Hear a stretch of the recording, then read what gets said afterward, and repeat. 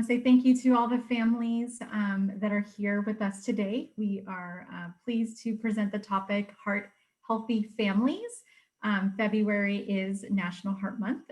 So this third workshop will focus on heart health, and we'll share some really lifestyle practices and tips to lower the risk for heart disease. And we have a special guest today. We'll be doing a fresh from the garden cooking demo with Chef Sal from the Health Education Council. And I will certainly let Sal introduce himself when we get to that point. So to kind of share who your presenters are, my name is Sonia Fernandez Arana. I'm with Dairy Council California. I'm a community nutrition advisor, and I'm here to co-present is Joanna Ramirez. She's a program administrator for the Health Education Council. And unfortunately, I do not have a photo of Chef Sal, but I know he's here with us today. So I'm looking forward to having him do the cooking demo. So first off, we'd like to just, in addition to welcome everyone, we would love to know where, which schools your children are attending, just to get a sense for who's in the room with us. So in the chat box, if you can please type in the name of the school that your child or children attend, that would be great. And please feel free to stop us along the way if you have questions, or you can pose questions in the chat box. This is a very informal presentation. We want to make sure that we're providing you all the information that is of interest to you. So to start, as we said, February is the observance of American Heart Month, the perfect time to learn about the risk for heart disease and the steps that you can take to improve or really support that heart health. Conditions and behaviors, these all affect your risk for heart disease. Chronic diseases like obesity and type 2 diabetes, these have a long-standing impact. Carrying that extra weight on your body puts a lot of stress on the heart. And according to the Center for Disease Control and Prevention, known as CDC, state that more than 1 out of 3 Americans or 1 out of 6 kids are suffering from obesity. That's a pretty significant number. And when we're talking about diabetes, that, all that, sugar that really builds up in the blood, this can cause damage to the blood vessels and the nerves that really help to kind of support, the heart muscle. And sadly, more than 1 out of 10 people in the United States are suffering from diabetes. And things like physical inactivity. We know that activity, that movement really supports the heart health. And only 1 out of 4 Americans are meeting the kind of a weekly recommendation in terms of adults. Adults are required or recommended to get 150 minutes of moderate to vigorous and physical activity, that intensity level. And sadly, a lot of people are just not getting it. We need that blood flow to help the blood vessels and that the blood flowing throughout the body. And we know diet has a lot to do with that. I think we're familiar that, certain foods, especially those that are salty, really can contribute to an increase in blood pressure. And sadly, a lot of Americans and kids are simply not getting the recommendation of fruits and vegetables. So about 1 in 10 adults are really meeting those kind of daily serving requirements for fruits and veggies. So added fats, sugar, and salts all contribute to your risk for heart disease. So something to consider. So just to break it down, just the 10 tips for, just heart health. As we mentioned, physical activity, you can keep it simple. You can try walking 30 minutes a day. Any form of physical activity, just getting up and moving is good for your heart. So whether that's picking up toys, cleaning your house, washing your car, that's all some form of physical movement, and that's exactly what you want. You do want to aim for that moderate to vigorous, where your heart is really beating and you're really sweating, but it's okay if you go on a brisk walk, and that's to the extent of the physical movement that you can do, or even a light walk. Like we said, keeping it simple sometimes, it's okay. It's just getting up and getting moving. Eating a wide variety of foods to ensure you're getting a balanced diet and all the intake of, the vitamins and minerals that you need daily. Smoking does increase the risk of cardiovascular disease, which includes coronary heart disease and stroke. And it's important to get a good night's sleep. It's just as important as, working out. So that poor sleep has really just this immediate negative effect on the body. And when you're talking about, Heart Awareness Month, it's interesting because someone had shared with me today through Miss Lisa Vorse's team, there's a focus on dental hygiene as well in February. And research shows that gum disease is a marker for heart disease. So practicing good hygiene and seeing a dentist and getting those checkups is really important. And taking all the preventative approaches to, really avoid getting the onset of diabetes. We talked about it is a chronic disease. So, making sure that you're getting those kind of just blood sugar tests and ensuring that you're reducing the consumption of processed sort of carbohydrates. So foods really like cereals and pasty treats. Those are just some examples of foods that are highly processed with that added sugar. And these are the foods that are really advised to limit. Limiting saturated fats, the fat consumption, those saturated fats can lead to clogged arteries. And plan to reduce your alcohol intake if you do drink regularly. But sometimes it's not always the immediate of what we're putting in our bodies, but maybe how we react. So something like stress that it should be kind of considered, and just try to find some ways to reduce that stress and relax. So whether it's a hobby like reading a book or listening to music or even yoga or meditation, anything that helps you reduce the stress level is good for your heart. And lastly, blood pressure. If you have a family history of blood pressure, or if maybe you're concerned about your own blood pressure, you should speak to your physician. And with any medical concern, if you have any questions about your heart health status, speak to your doctor. And this is a really nice graphic. I think with any sort of first step to healthy eating, really always includes making sure that you're getting the consumption of fruits and vegetables in your daily meals and snacks. As we shared in the previous slide, a lot of Americans, including children, are just not quite getting the recommendation of daily servings for fruits and vegetables. And all forms, when you're talking about fresh, canned, frozen, or dried, these all count. And you want to add a variety of colors. And it's, that's really what's going to fuel our minds and keep our bodies really healthy. So we know fruits and vegetables have so many nutritional benefits, and they provide that kind of nutritional power boost. They're also very low in calories, but they fill you up in part, thankfully, to the fiber and the water that they contain, which helps to kind of help manage your weight and also keeps you full. In all forms of, fresh fruit and vegetables, they can be part of a healthy diet. They're very versatile and they're very affordable as well. And we know through, the education that Miss Lisa Vorse is doing with her nutrition program, they're offering Harvest of the Month. So they are teaching kids about seasonal produce, and through the Fresh Fruit and Vegetable program, they are able to share those seasonal produce foods home to the families to encourage them to include those types of items in their meal planning and preparation. But it is important to be cautious about canned and dried because there's different levels of processing. So they may include added sugar or salt. So it's important to, just review the food labels.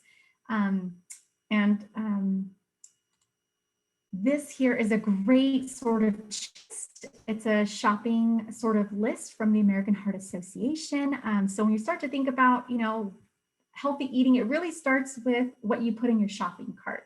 So whether you're actually going to the store or buying it, or you're shopping from home and you're clicking things on, buying things through Instacart, or however you buy your groceries, it starts there before you actually start to meal prep. And this is a nice resource to help kind of just guide you to see what are those healthy food options for the different food categories. The American Heart Association also has a little check kind of mark that you see here at the top. This is a great symbol to kind of help you choose those healthy heart foods. And, when it comes to your heart, everything that we eat and drink really matters. So these are just some recommendations as we shared with fresh fruit and vegetables. Pick a variety, eat like the color of the rainbow, as they say. Put a lot of variety and colors on your plate. Grains, really. Was there a question? Oh, no. Okay. um, the grains, you want to make sure that you're getting, you're choosing whole grains. And corn is a whole grain. A lot of people, may not know that, but it's kind of how you're eating that kind of a thing. So a corn tortilla is a whole grain. You just don't want to eat too many of those. Kind of be mindful, look for that 100% symbol as well. Protein, choose the lean protein. It is advised and recommended to choose 93% lean type of meat. And we know this isn't always economically affordable. It can be very expensive to buy lean beef. Chicken and turkey are, lean cuts of meat as they are. But you could always purchase, even if you're not able to purchase 93% type of lean beef, it's how you prepare that. So being mindful, and there's other cooking techniques in my household. I grew up with my parents sort of boiling the ground beef. If we bought, let's say, 70-30% and skimming the kind of the fat off. So it's still cooked with the fat, but it wasn't being used in the full sort of process of meal preparation. So there's varying different ways of how you can kind of manage that. Dairy, certainly, right? Aim for those low fat, fat-free options. Certainly look for more unsaturated versus saturated type of fats. And spices can be your friends. So you know that you don't always have to aim for things that have a lot of fat, because you can use lots of fresh herbs or even dried herbs to kind of help spice up your food, so you don't use a lot of salt as well. And I will turn it over to Miss Joanna. Thank you, Sonia. Hi, everyone. So right now we're going to be going over our Fresh from the Garden lesson. And this lesson, it's like a garden-friendly lesson, and we're going to focus on the leafy greens. So leaf vegetables are plant leaves that are eaten as a vegetable. So it's the leafy part of the vegetable so you have the root in the ground, and it's just the leaves that are on top, and those are actually edible for many of the vegetables. And those vegetables, they actually contain a lot of vitamins and minerals per pound in their roots, the stems, and the leaves. So you can pretty much eat the whole vegetable. And they are very easy to grow, and they're worth the effort. And the plants can be left in the ground, and the outer leaves can be harvested throughout the growing season without you having to pull out the whole vegetable from the ground. So they're grown during the cool seasons. These vegetables, and they're some of the most nutritious. And if you plan to start a cool weather garden, you want to consider planting a variety of leafy greens. Like you can see in this picture, it's a large variety of them. And they can also be grown in small spaces. You don't have to have a big garden. You could put them in small containers or pots. And these cool weather green leafy vegetables, some of the examples of them are the beet greens, your collards, the kale, mustard greens, spinach, Swiss chard, turnip greens, and then there's a few other ones that we're going to be talking about as well. And some nutrition facts for these leafy greens. So you want to, like Sonia mentioned, you want to eat a diet rich in fruits and vegetables as a part of an overall healthy diet, because this can help reduce your risk for stroke and perhaps other cardiovascular diseases. So these leafy greens, they're rich in a combination of vitamins like vitamin A, vitamin C, and vitamin K, and several B vitamins. They also contain other minerals like calcium and iron and potassium, as well as fiber, and they're low in calories. And they also contain an abundance of cancer-fighting substances called phytochemicals. And these leafy green vegetables, like I mentioned, they're high in vitamin K and nitrates, and these can help reduce your blood pressure and they can improve your arterial function. So they're really good for your heart. Um, and as a general rule, you want to remember that the darker the green, so the darker the leaves are, the more nutrients it contains. And studies show that a higher intake of leafy greens is associated with a lower risk of heart disease. So you want to be sure to eat a dark green leafy vegetable at least 2 to 3 times a week. And like I mentioned, these are low in calories and sodium, and they're and low in fat, and they're cholesterol free. So this is all really good for your heart. And they also contain a lot of potassium, which is very heart healthy as well. And you want to eat a half cup serving of most of these cooked greens contain only about 20 calories. And they have over 100 different phytochemicals. And those are cancer fighting substances. Okay, and the different varieties. So now we're going to go over some of the different varieties. And for these pictures, you can see we have the kale. And that's a very common green that a lot of people know about. Not many cook or eat it because of the taste. Same with collard greens, and these both belong to the cabbage family.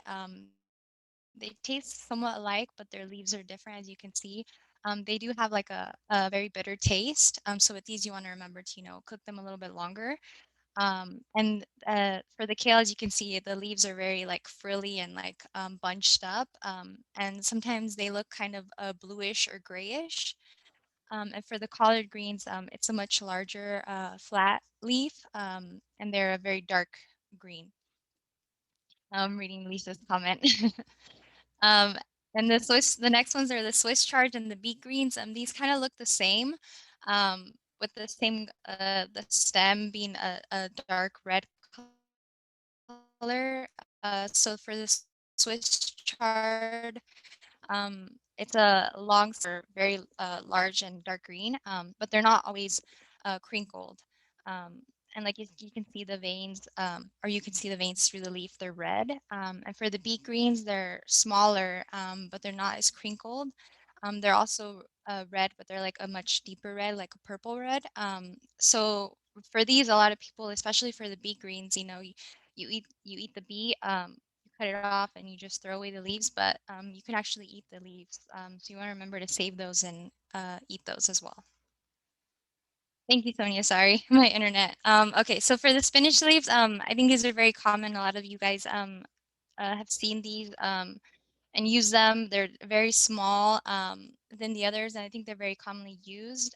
They're dark green and oval shaped, and they contain something called oxalic acid, and this actually reduces the absorption of iron by our bodies. So what you want to do to make sure that you're able to absorb some iron, you want to eat these along with vitamin C. So it helps improve your iron absorption. And these are very common in salads, and you can eat them in smoothies and a bunch of other stuff. And then for the mustard greens, they're a lighter shade of green. And their ends are a little bit frilly as well. And they're pretty big, but they're not as big as the collard leaves. And then we have the turnip greens. So these are kind of the same as with your beet greens. A lot of people just you eat the root part, which is the most common that's in the ground, and then most people just throw away the actual leaves. But you can actually eat those as well.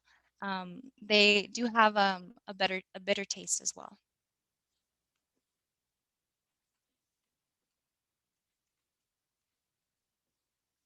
Okay, next we have some different lettuce varieties. So we have escarole, and this is a wider, thicker green leaf with a slightly jagged, kind of crumpled edges.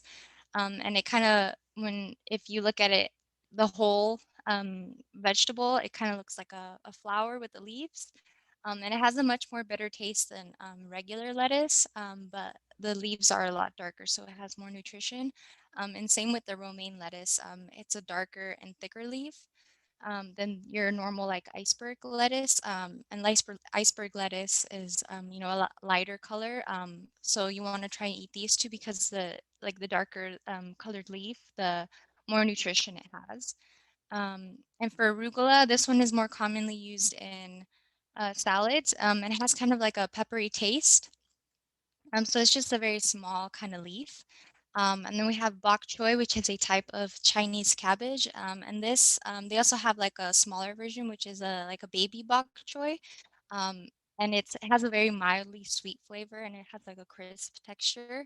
I mean, you can eat the whole thing as well. And for the baby bok choy, it's mainly, I see it a lot in like soups. So it's really interesting to eat it and because it's so small as well. Okay, and how to eat it or cook it. So there's different ways that you could eat it. You could eat it raw. You could steam it, roast it, or saute it. And usually only very young greens, like the spinach, you could eat it raw, and that's because its taste isn't as bitter. And the more mature leaves you would have to cook, kind of like the kale and the collard greens and the mustard greens. Those wouldn't taste as good if you eat them raw. So you want to, like I mentioned, you want to steam them or braise them or saute them. You could also eat them, mix them with pasta or rice and potatoes. And like the bok choy, you can add them to your soup. And the large leaves, they can be stuffed like the cabbage leaves. So you can use the romaine lettuce because that one's kind of long. You can kind of use it like a little roll up. Um, and that you could use it like make like a ground beef mixture and then kind of like little tacos. So it's a good alternative instead of eating uh, bleached flour tortillas. And for the charred ribs or the stalks of like the beet greens or the Swiss chard, because it's the stem, those require a lot more cooking time than the leaves. And then more mild flavors like the spinach and the chard, you can also eat those raw or in a salad. Like I mentioned, the stronger flavored ones, like the collards, the mustard, or turnip greens, you want to cook them a lot longer. And you want to season them as well, but not with too much sodium. Just add different spices and in a seasoned broth so that the taste isn't too strong and doesn't overtake the whole meal. So you could, add garlic or onion, some tomato, lemon or lime juice, some chili or pepper flakes if you like your food spicy. And you want to remember not to undo all of the nutritional benefits of eating these green vegetables by adding too much salt or fat. And I know it can be hard because some of these the taste is so bitter and so strong. But just want to remember you could add different kinds of spices and herbs to season it instead of adding a lot of like oil or butter and salt. With these, and I think we all know with spinach as well, it's you get a big bunch, and once you cook it, it shrinks down significantly. And you're left with like a little bit. So that's what you want to remember. That if you want to eat like a good amount of it, buy a big bunch of it or multiple because it will shrink down in size. Um, so that you want to make sure you're getting the full amount that you want.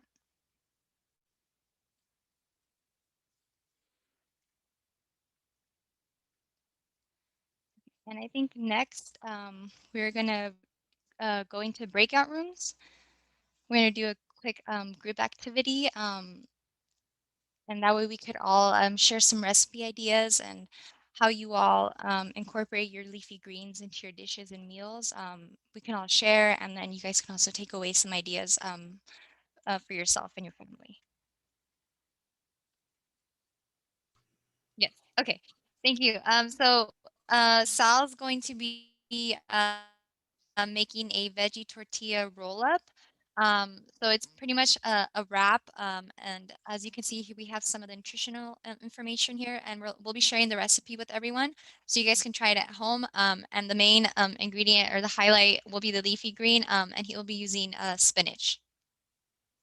To start things off, my name is Sal. I'm a program assistant with Health Education Council. Joe is my coworker. She's awesome. And today, like she said, we're going to be making a veggie tortilla roll up. But before we start, I just want to do like a quick icebreaker just to get everyone in the mood. The joke I have is in Spanish, but I'll translate it. So the joke is, ¿Qué hace un pez cuando está aburrido? In English, what does a fish do when it's bored? And the answer in Spanish is nada. But that's a joke.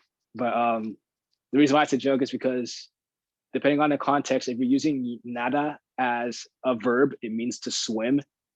But if you're using it as an adverb or a noun, it means nothing. So the joke is that a fish either swims or does nothing when it's bored. So yeah, that's basically it. Yeah. I know, right? Yeah. If anyone has any jokes to share, go ahead and share some. Or if we think it'll be easier, we can all just like put our jokes in the chat and just read it as I cook along. I mean, either one is fine with me. Yeah, we can definitely do that. That way we want to make sure we give you as much kind of camera time to do this. So I think having everyone just share if they have jokes, or maybe your kids tell you a joke, you want to share that through the chat box. I think that's a good approach. So thank you, Chef Sal, for showing us this this veggie roll up. Awesome. Yeah. Yeah. So like I said, we're gonna be making a veggie roll up. The ingredients include cucumbers, as you can see here, spinach, bell peppers, thinly sliced, olives, the black in here, and the diced green chilies in here, and tomatoes. And lastly, cream cheese. What I like about this recipe is it's an easy way to get all of your vitamins and minerals and other nutrients. It's really simple. For instance, in your cucumber, you have a bunch of vitamin C, which is good for strengthening your immune. So when you're sick, it's lots of vitamin C, vitamin A for heart health, vitamin K, and a bunch of vitamins. I don't remember them off the top of my head, but they're all listed in the pre. So spinach is good. Really, Joe said earlier, dark color. You have your bell peppers, which are high in vitamin C, which again is good for your immune system. And a fun fact, there's more vitamin C in a bell pepper than there are in oranges, which to me is interesting but strange because as we know that oranges are like the poster child for vitamin C, but it's not the only route you take to get your vitamin C. It's in your green, but particularly the olives, they also have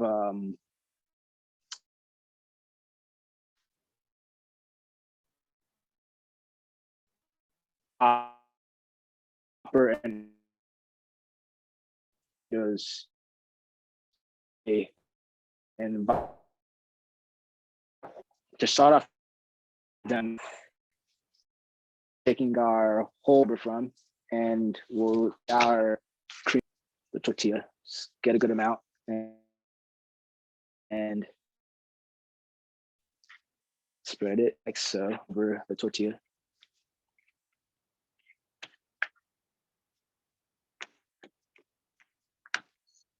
Right.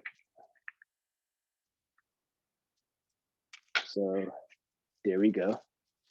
And then you're going to take some spinach. Just take a little bit and spread it along the tortilla. The cream cheese acts like a glue so that everything can stick, which is really nice.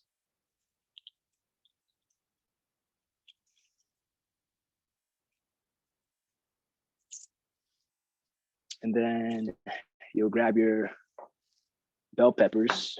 You can choose any color, but I just chose yellow just to make it look colorful, because if I chose green or red, then it would clash with the spinach and the tomatoes respectively. So you're going to take a little bit of bell peppers and then take some of the green chilies pictured here.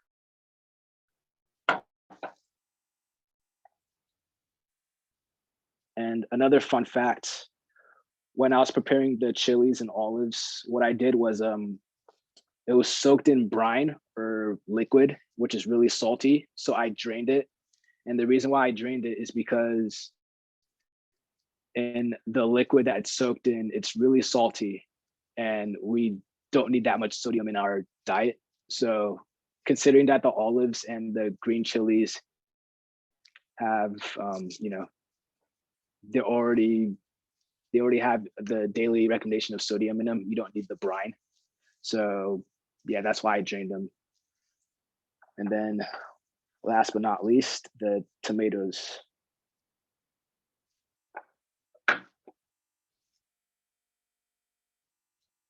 And then this is what it should look like prior to rolling it up. As you can see, it's very colorful. And then I'm gonna slowly roll everything up.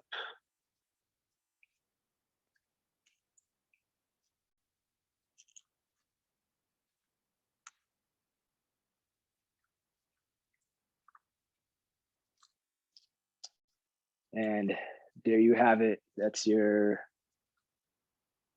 veggie tortilla roll up. Yeah. So this is the final product. If you cut it in half like so, oh no, it came apart. Oh well, this is what it looks like in the core. Lots of color. You can see the yellow and the green and the red and the white and everything. And yeah, this is a really good way to get all your nutrients in. As I said, it's a fun way of teaching your children how to cook. It's really basic, really simple. It's a fun way to get them in the kitchen. And yeah, that's it for today.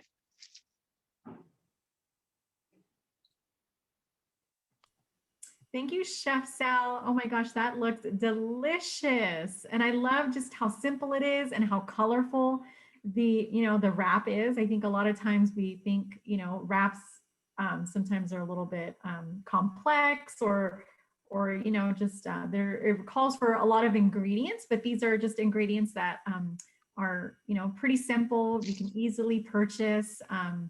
It has a lot of versatility. There's so much that you can do with a wrap. So it looks delicious. And I would love to kind of hear Miss Vorse if wraps are kind of like a go-to item for maybe your secondary students. Like, do they gravitate towards those type of, dishes served? We would love to have your perspective on that. Yeah, you know what? Wraps are amazing because it's you still have you can use whole grain tortilla or just a regular tortilla. There's a lot of choices with the tortilla. It makes it portable, but you can put a lot of healthy stuff inside.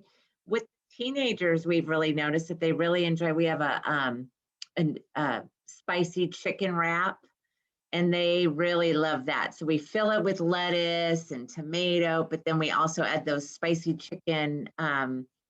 What are those, like little nuggets, tenders? So we put those in there, and then we give them a Southwestern ranch, which I found that you can kind of make your own Southwestern ranch at home with just some.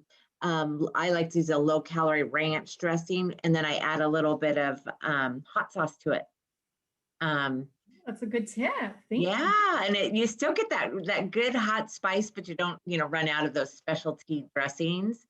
So, the teenagers and the middle school kids really love the wraps. And then also there's that Chinese chicken wrap. You can do anything with the wrap. So if you have like an Asian, like cabbage and chicken and maybe some soy sauce or some kind of Asian dressing, you can, add that to your wraps as well. So there's a lot you can do with it. A lot more than just tacos and burritos. Yes, that's great. It's great to hear, that your perspective, especially for parents on the line who have children of that age, and or maybe they're just a little picky eaters and you're not sure, are they going to like this sort of dish? It's great to know that, our students at Twin Rivers are gravitating towards those type of dishes. And it definitely speaks to the versatility, like you said, kind of, provide your own little spin and twist and spice level. That's great. Thank you. Hopefully parents on the line can try the recipe out. We can definitely share, a link where there's a lot of good, I guess affordable and student-friendly recipes. If you guys want to invite your kids in the kitchen to help that meal preparation, or you're just looking for some renewed ideas for wraps or other things, we can definitely share that out. So thank you, Lisa.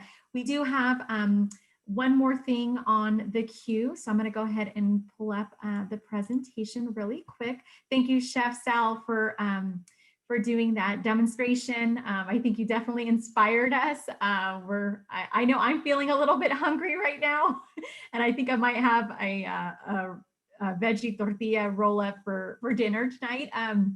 But last thing, if you have maybe children of their early childhood age, I think this is a great activity. It definitely kind of invites movement among family members. It's a good sort of game to teach kids about heart health and how the different varying levels of movement really attribute to your heart health and kind of your heart rate.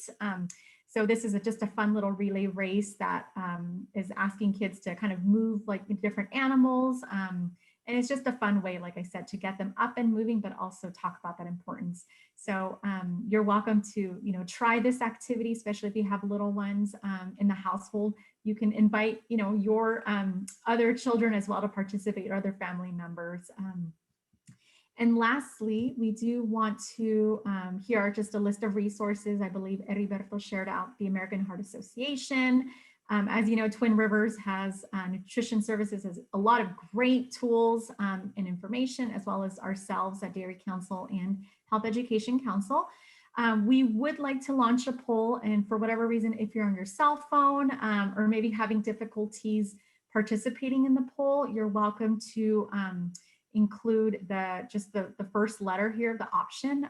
We want to kind of hear from you guys in terms of what that topic of interest for March might be for the upcoming workshop. Thank you, Heriberto, for launching the poll.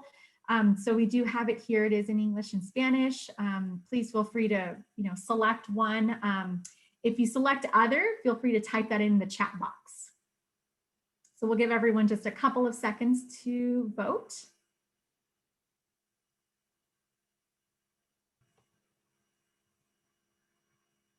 We'll give it a few more seconds, and if you're having trouble, you're welcome just to put the first letter of the option. We realized we probably should have done numbers instead of letters, but you can put like A or B in the chat, and that's okay. We see we have 7 out of 10, so I'm not sure if a few folks might have voted through the chat, and if so, we can close it off. It looks like there might be 2 more. We can give it another 10 more seconds and we will close the poll.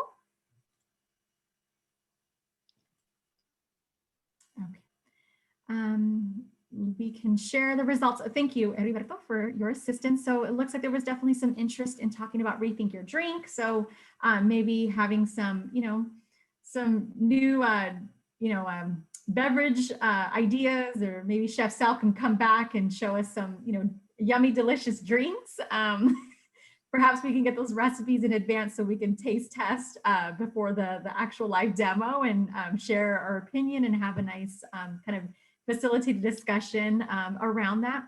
There's also some interest around kind of, maybe food resource management. So just, ways to save money, especially when you're shopping. So we can definitely kind of find a way to incorporate that topic in the future workshops that we have. I believe will continue until May, excuse me. So we can definitely touch on this as well. I know I'm always looking for ways to stretch my food dollar. So I think it's a great and timely topic to touch on. So we wanted to say thank you to everyone. I believe that's all that we have remaining. We can definitely take some questions if there's any questions, either myself or Joanna or Chef Sal, I believe he's still on the line with us, or Lisa, if you guys have any questions, or if you think of other topics outside of today's session, you're more than welcome to share that with Heriberto or Lisa Vorse and Nutrition Services. Just, yes, some latest things. We are still doing the 3-day service. So we had started that at the middle of January, where now we're only providing meals Monday, Wednesday, and Friday, but you're getting a lot more So on Mondays, you get 2 days worth of meals, and you're getting breakfast, lunch, and supper. Wednesdays, you're getting 2 days worth of meals. And then on Fridays, you're getting a 3-day meal kit. So, so we really encourage you to go out to your school of choice Monday, Wednesday, and Friday to pick up school meals. Also, our Harvest of the Month program is this Friday. So when you go pick up your meals, you're also going to be receiving a bag of mandarin oranges for your families. And our theme this month was really about healthy snacking. And then, of course, following along with what Sonia shared with us, that mandarin oranges and all the whole foods are really good for heart health as well. So I really encourage you to take advantage of that. And this is also very timely for us too, because next month is the dark green cooked vegetables like the kale and the beet greens and things like that. So in March, I think March 17th, we'll be giving out bags of kale. So come back next month or be on the lookout for that as well. We'll be doing ingredients for a kale salad, as well as a recipe to make your own kale chips at home. And you can do that in your air fryer or in your oven, which I do in my oven. They turn out great. So we're excited to share all of this with you and your students who really, especially the ones in elementary school, they've followed us all along in our Harvest of the Month program and our fresh fruit and vegetable program, where we've done the farmers markets and stuff. So we're looking for every way possible to keep those fresh fruits and vegetables going into the homes. So please take advantage of that. And then another thing to share with your neighbors and anyone that has children 18 and under is starting March 1st, we're also going to be adding snack to the bags. So you'll be getting a daily snack, and it's just we decided to do a dairy product. So each day it'll be either a cheese stick and a yogurt along with a whole grain cracker. So there's just a little something extra for the kids that might be fun, nutritious, give them opportunities to get their calcium and protein, and add a little something to the bag. So be sure that you check that out starting March 1st. And thank you. Well, it's a pleasure to see you, and I look forward to seeing you next month.